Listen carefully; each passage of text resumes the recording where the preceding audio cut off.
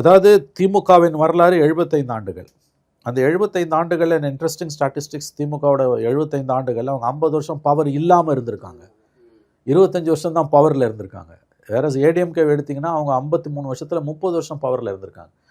தன்னோட ஆயுளில் 2 பங்கு அதிகாரத்தில் இல்லாமல் இருந்த ஒரு கட்சி, வாக்கு வங்கி அரசில் இருக்கக்கூடிய கட்சி பலவீனம் அடைஞ்சு செதறுண்டு போயிருக்கும்.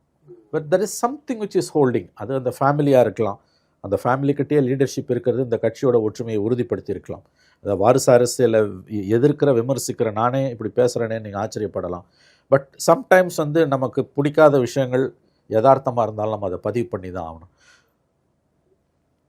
அந்த கட்சியோட டிஎன்ஏல there is something which is called resilience இருக்குது. தோல்விகள்லேயே அவங்க வளர்ந்துருக்காங்க.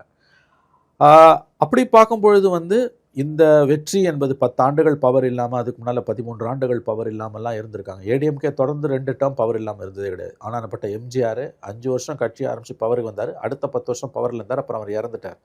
ஜெயலலிதா எவ்ரி 5 இயர்ஸ் பவரை லூஸ் பண்ணாங்க. கடைசி டேர்ம் ஃபுல்லாக இருந்தாங்க. அதில் அன்ஃபார்ச்சுனேட்லி அந்த அம்மா இறந்து போனாங்க.